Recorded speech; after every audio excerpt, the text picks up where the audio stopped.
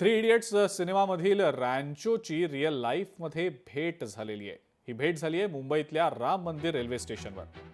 मुंबईतल्या राम मंदिर रेल्वे स्टेशनवर रात्री 1 वाजता एका महिलेची प्रसूती झाली.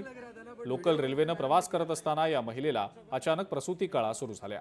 तेव्हा एका तरुणानं प्रसंगावधान दाखवत लोकल ट्रेनची साखळी ओढली, ट्रेन थांबवली राम मंदिर स्टेशनवर आणि व्हिडिओ कॉलद्वारे एका डॉक्टरच्या मार्गदर्शनाखाली अत्यंत सुखरूप आणि यशस्वी अशी ही प्रसूती केली.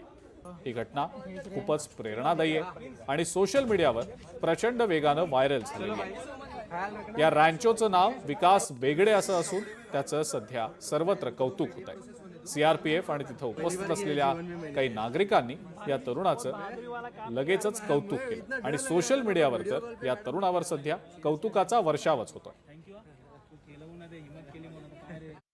जेव्हा व्हिडिओ कॉल केला तेव्हा समजलं की बाळाचं डोकं ऑलरेडी बाहेर आलं होतं. सो तिथल्या तिथे डिलिव्हरी करणे ह्याहून वेगळा कुठला ऑप्शनच राहिला नव्हता. मी म्हणलं, विकास तू हात बन, मी डोकं बनते, पण तुला ही डिलिव्हरी करायला लागणार आहे, कारण तुझ्यापर्यंत सेवा येईस तोवर काहीतरी कॉम्प्लिकेशन्स होऊ शकतात आणि आपल्याला हे दोन्ही जीव वाचवायचेत. मी तुला इन्स्ट्रक्शन्स देते, प्लीज जस्ट फॉलो कर आणि धाडस थोडंसं दाखव आणि चल जा पुढे.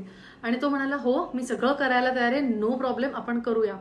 म्हणून मग आम्ही त्या स्त्रीची डिलिव्हरी स्टेप बाय स्टेप त्यांनी सगळं फॉलो केलं आणि प्लॅटफॉर्मवरती बाजूला नेऊन खालती चादरीसारखं काहीतरी घालून तिथे जे उपलब्ध होतील त्या गोष्टी घेऊन तिथे ती डिलिव्हरी कंडक्ट केली आणि ती व्यवस्थित सक्सेसफुलरित्या झाली. सतत आई आणि बाळ असं कॅमेऱ्यातनं मी बघत होते आणि त्याला गोष्टी सांगत होते आणि तो त्या सगळ्या गोष्टी करत होता.